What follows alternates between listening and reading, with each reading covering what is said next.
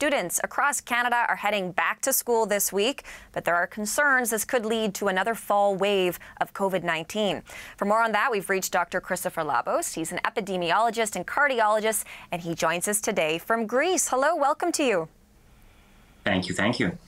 Well, Dr. Labos, many areas are seeing more COVID cases than the last two Septembers, but regulations like masking are no longer mandatory. So how should students be navigating all of this as they head back to class, both students and their parents as well? Yeah.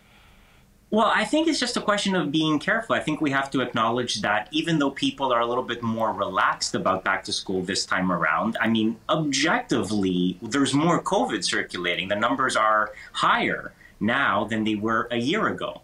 So I think it's just a question of being careful. I mean, there's basically three things that you can do that are going to make the biggest difference in terms of the COVID risk, whether they be in schools or in workplaces. Number one is get vaccinated and get your boosters when it's your time to do that.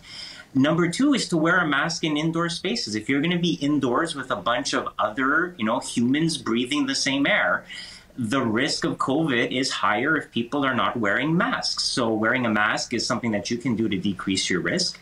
And the third thing is looking at the air quality of our indoor spaces. And while this has been a very complicated issue that has, stymied, I think, many people, including multiple levels of government, about how they're going to go about it, frankly, if we can improve air ventilation in schools and office buildings, if we can put in HEPA filters, if we can do stuff to essentially clean the air, we make it less likely that if one student has COVID, that they'll then pass it on to all their classmates.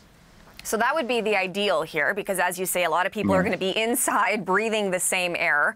If we take BC as one example, the provincial government there has put more than $163 million into trying to improve ventilation. But it's a bit of a mismatch across the provinces. So in general, do you think that we've done enough to try and improve ventilation in the classrooms? I mean, I think some important first steps have happened, but I mean, we're dealing with a rather complicated issue. Let's acknowledge that that's the case. We're dealing with a lot of buildings that are quite old, that were built before the times of, central air ventilation was a thing. And so retrofitting these buildings is going to be complicated, and it's going to be expensive in the same way that, a lot of older buildings never had central air conditioning because they were built before that was a thing. And now as we build new buildings, we incorporate that stuff into their design. So this is a problem that we're going to solve going forward, but it's going to be a very complicated issue. But if we can do it properly, I think we're going to go a long way to controlling not just COVID, but all the other respiratory illnesses like the flu, like the common cold. Because if you can take the virus particles out of the air, essentially by having good ventilation and good quality filters in place, well, that's going to make it harder for one person to infect somebody else. The better you do that, the more we can clean our air, the less COVID we're going to see. In the same way that now that we clean our water, we don't see cholera cases anymore, which, once upon a time, it was very common to have cholera outbreaks all over the place. So it's a question of how much money and how much we want to pour into the infrastructure to do this properly and to do this as well as we possibly can. You mentioned cold and flu season there, and we've been speaking about this throughout the morning. What's your take on this? Do you think that we might be in for a rather bad cold and flu season?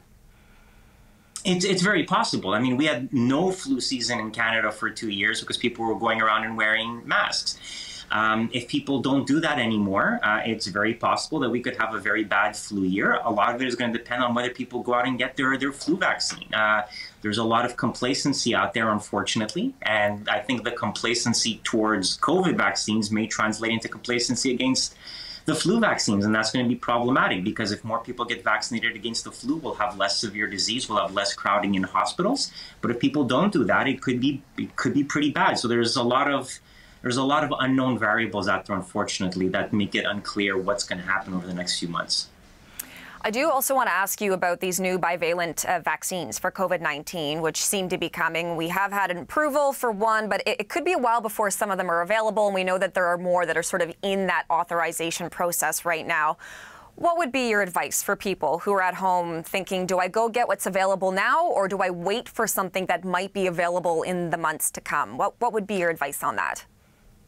I think a lot depends on how the COVID situation plays out. If things remain quiescent, if the risk remains relatively low, I think most people can afford to wait a month, 6 weeks until the bivalent boosters come out. They do offer a theoretical advantage. And so if they come out relatively quickly, in the next month or two, and things stay quiet, I think most people can afford to wait. The sort of upside is that a lot of the highest risk people probably did get a booster shot over the course of the summer because of the surge that we saw because of BA.5. So people who recently got a booster can afford to wait, and everybody else who's at lower risk can probably also afford to wait for a little bit if, the number of cases don't shoot up. So I think we have some time to get a firm timeline on when the bivalent boosters are going to be rolled out across the country. Okay. Great. Thank you for that. I think a lot of people have been wondering about that. So we certainly appreciate your insights today on both that and the other things we discussed. Dr. Labos, thank you so much. My pleasure. You take care. You too. Epidemiologist and cardiologist Dr. Christopher Labos for us.